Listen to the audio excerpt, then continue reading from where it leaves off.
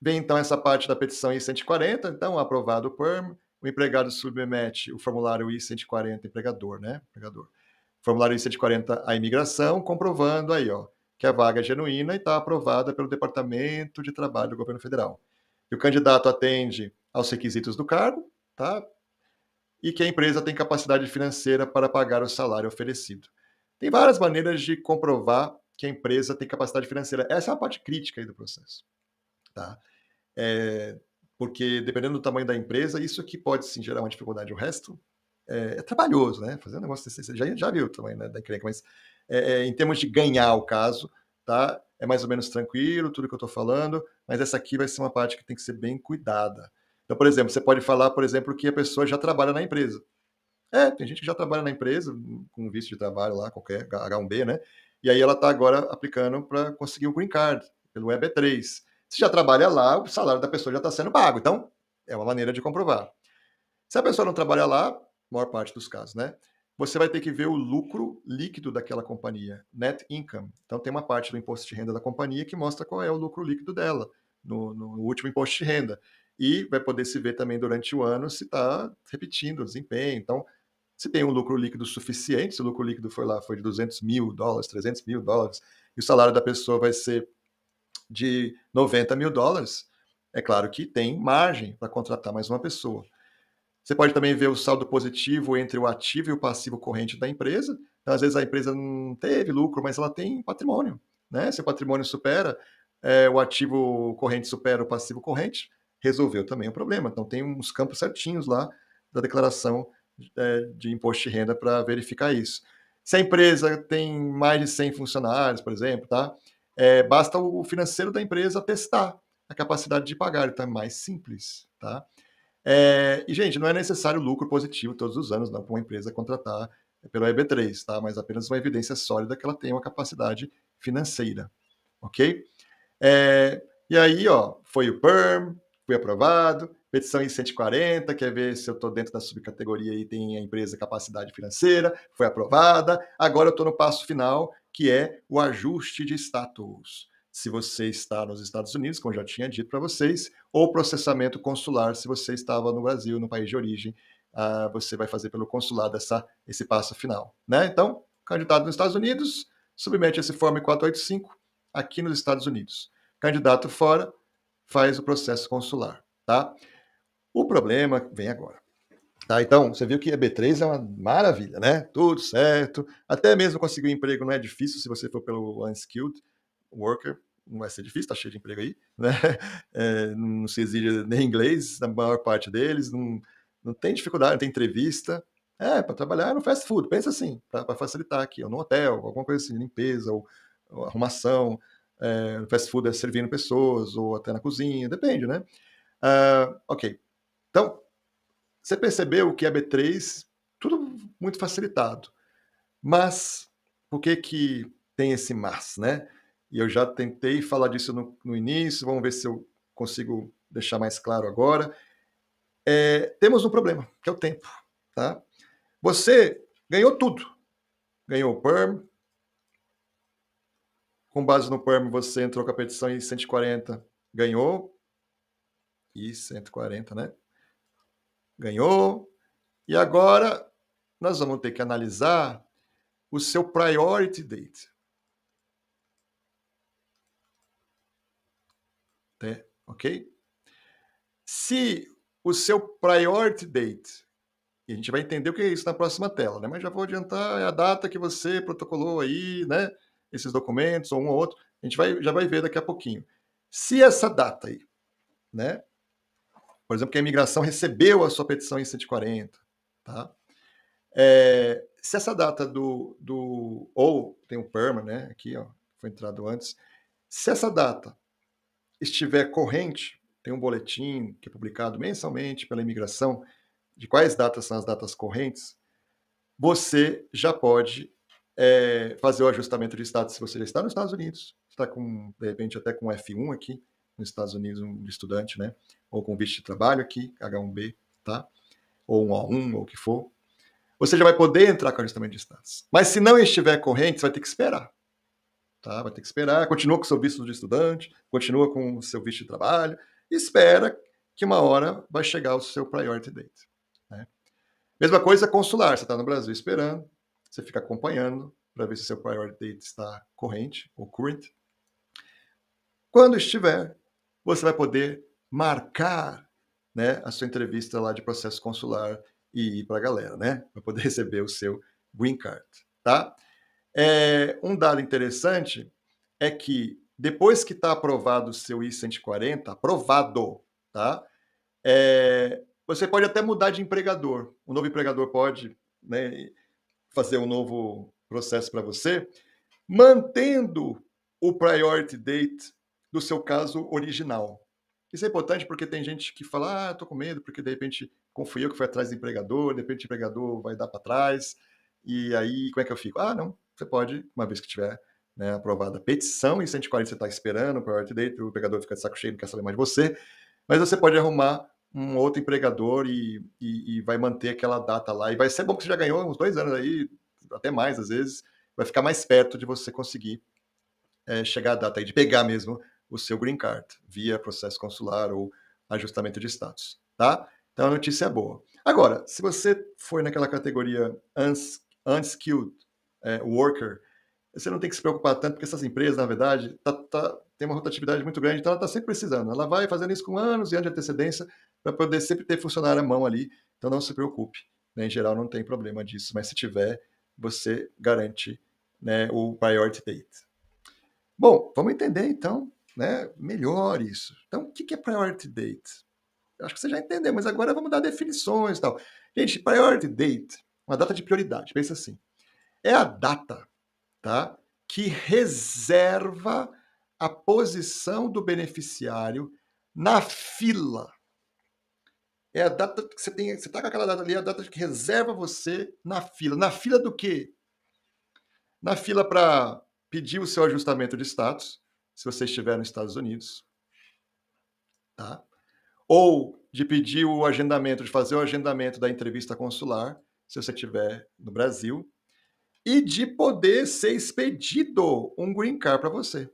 Porque às vezes, depois do ajustamento de status, vão expedir um green card para você, tem que estar no priority date. É uma data de reserva, né?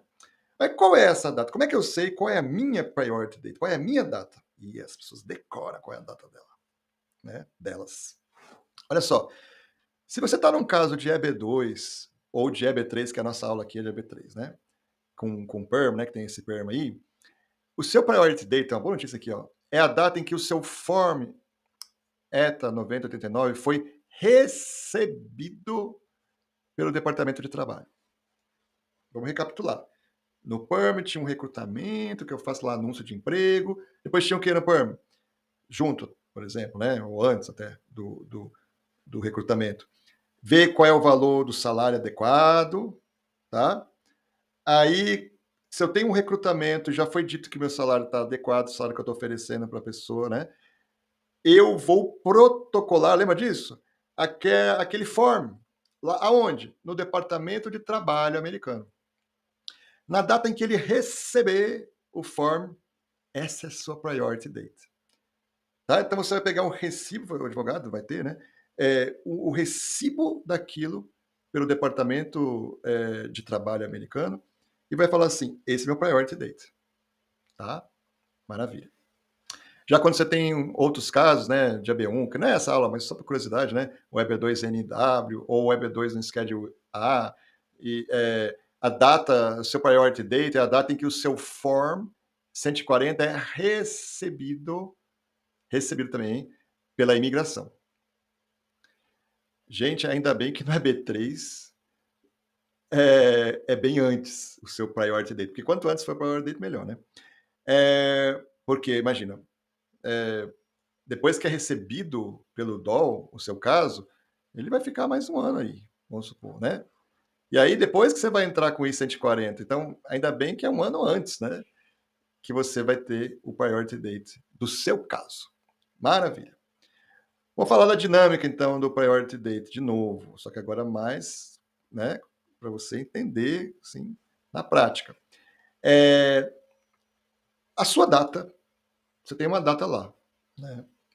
Vamos pensar que você tem um form que foi recebido no dia 1º de fevereiro, vou colocar uns anos para trás aqui, em 2023, só para... Tá? Então, esse é o seu caso. Tá? O seu form ETA aqui, ó, foi recebido pelo Departamento de Estado aqui no dia 1º de fevereiro de 2023. Tá bom? Vamos lá. O seu priority date, que é esse, ó, 1º de fevereiro de 2023, deve estar current, ou corrente, né? Para você já sabe, iniciar um ajustamento de status, marcar uma entrevista ou pedir a expedição do seu green card. Tá. Então vamos lá. Você já ganhou o seu perm. Você já ganhou o I-140. Só está faltando aquele passo final, e é sobre esse passo final que tem que ter o priority date. Porque para fazer a primeira parte, não tem que ter priority date nenhum. Para fazer a segunda, não tem que ter priority date nenhum. Esse passo final, que é ou ajustamento de status, se você estiver nos Estados Unidos, ou consular, se você estiver fora, é aí que eu tenho que ter o priority date. E claro, o passo 4, que é a expedição do green card, né, que é depois do ajustamento aí, no final vai mandar expedir. É daqui em diante que o priority date tem que estar corrente, tá? Para essa fase de ajustamento de status ou processo consular e expedição do green card, que tem que ter o priority date corrente para você avançar, tá? Que é entrar com pedido de ajustamento de status ou marcar a audiência lá, a entrevista, né, do processo consular e efetivamente pegar o seu green card, tá? Então, só para repetir, o priority date tem que estar corrente ou current para iniciar um ajustamento de status, marcar uma entrevista consular ou expedir um green card, tá? Para ser corrente, a data do seu priority date, sua data, ó, guarda aí, ó, para ficar fácil, 1º de fevereiro de 23, foi quando o advogado protocolou lá aquele form no Departamento de Trabalho. Para ser corrente o seu priority date, no caso concreto, a data que você tem, ó, 1º de fevereiro de 2023, deve ser anterior ou igual à data listada no Visa Bulletin do mês em que se está. Então, todo mês, né, janeiro, fevereiro, março, tem um Visa Bulletin que vai ter uma data dizendo, olha, vou tentar dar um exemplo aqui. Vou pensar que chega aí, sei lá, no mês de maio, né, 2025, tá? Isso é tudo fictício aqui, só para a gente visualizar, tá? Você pega o boletim lá, né, dos vistos, e está escrito Priority Date. Agora está em 2 de fevereiro de 2023, tá? Para o seu visto aí, para o EB3, né? Porque é por visto. Então você olhou lá, aqui, pegou lá, botou no Google, Visa, Bulletin, não sei o quê. Na verdade, nessa altura o advogado já contou para você, mas vamos pensar que você está olhando lá e fala assim, deixa eu ver agora como é que tá, né? Olha, tá corrente agora os casos, olha só.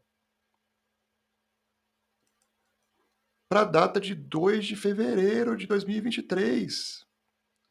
Que coisa boa! Que notícia maravilhosa!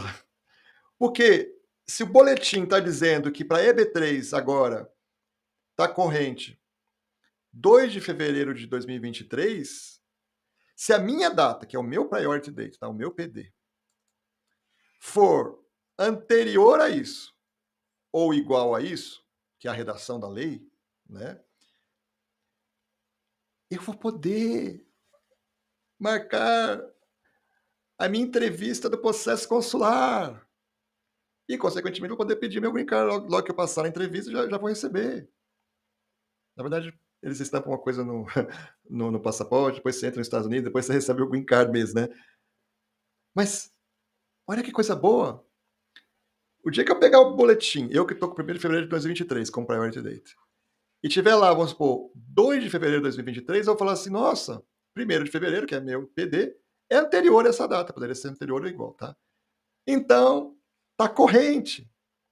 O meu PD, meu priority date tá corrente nesse boletim. Vamos que vamos.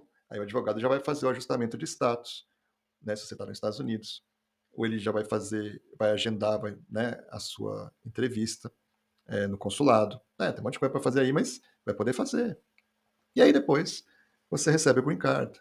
Você está corrente agora, tá? Maravilha, né?